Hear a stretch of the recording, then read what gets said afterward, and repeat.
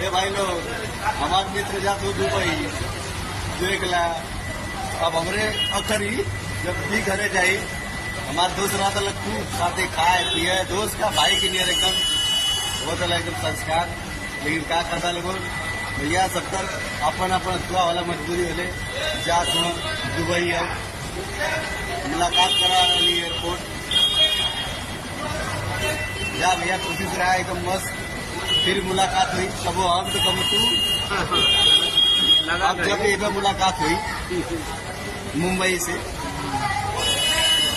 अपने भाई से मिला रही दुबई एकदम भाई एकदम खुश रहे एकदम हमको दिक्कत हाल चाल लेवल करे भाई को बोले